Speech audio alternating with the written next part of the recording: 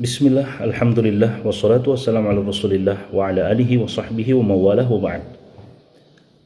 Kita telah masuk pada hak yang kedua dan yang selanjutnya dari hak seorang muslim terhadap muslim yang lain yang disebutkan oleh Nabi SAW dalam hadis yang pertama dari Kitabul Jami'.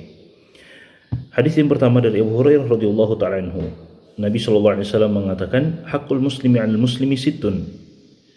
Hak seorang muslim terhadap muslim yang lain ada 6 perkara dan telah kita pelajari bersama beberapa penjelasan para ulama kita dan faidah dari perkara yang pertama, dari hak yang pertama, idza laqitahu fasallim alaihi. Jika engkau berjumpa dengannya maka ucapkanlah salam kepadanya.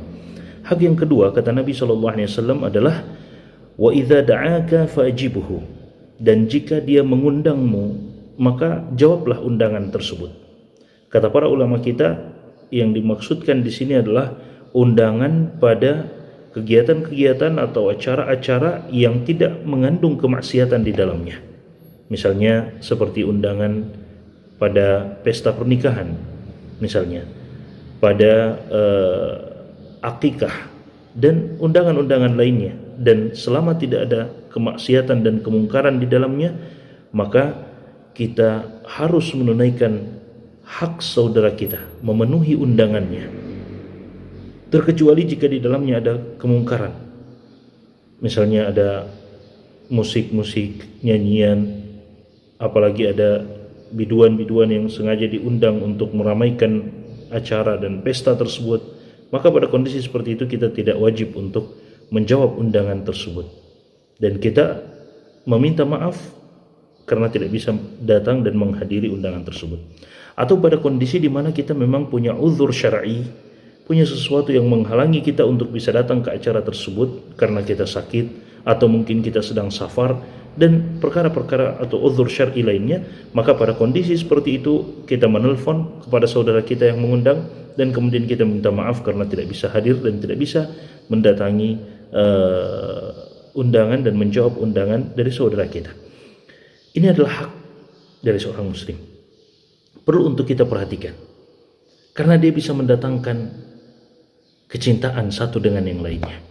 Bisa menjadi ajang untuk menyambung tali silaturahim, apalagi jika yang mengundang itu adalah orang-orang yang masih ada hubungan kekeluargaan bersama dengan kita, atau menyambung tali persaudaraan, silatul ukhuwah, tali persaudaraan dengan saudara-saudara kaum muslimin yang lainnya. Ketika kita berjumpa dengan mereka, berbicara dengan mereka, kita menyambung tali persaudaraan dan tali ukhuwah dan persahabatan bersama dengan kaum muslimin yang lainnya.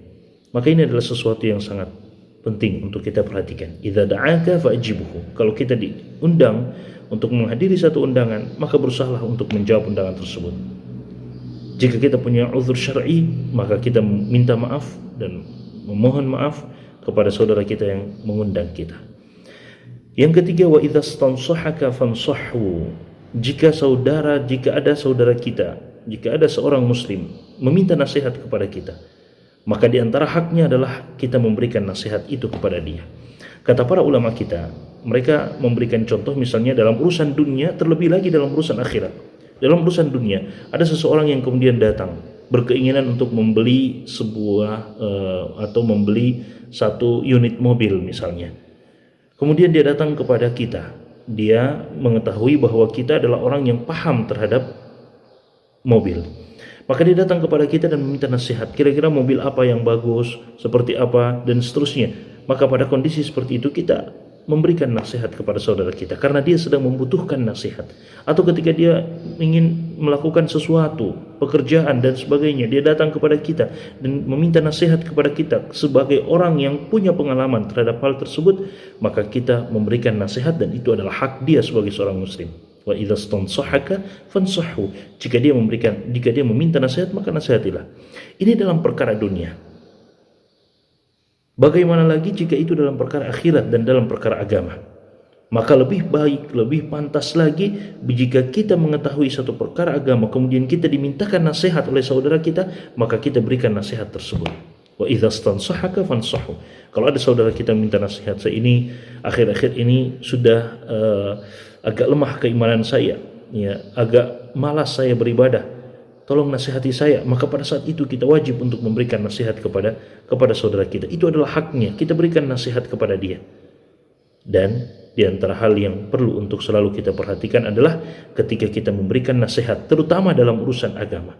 Ketika kita memberikan nasihat kepada saudara kita, diusahakan ikhlaskan niat kita, keluarkan nasihat itu dari hati kita agar kena di hati saudara kita.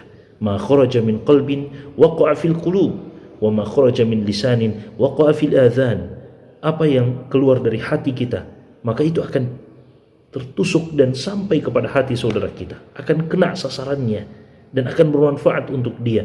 Dan apa yang keluar hanya sekedar dari lisan saja, maka itu hanya lewat begitu saja di telinga mereka. Wa idza stansahaka fansahu. Jadi ketika ada saudara kita datang meminta nasihat kepada kita, merupakan haknya adalah mendapatkan nasihat dari kita. Dan ini adalah sesuatu yang sangat bagus dalam syariat agama kita. Agama kita adalah agama nasihat. Agama kita adalah agama nasihat.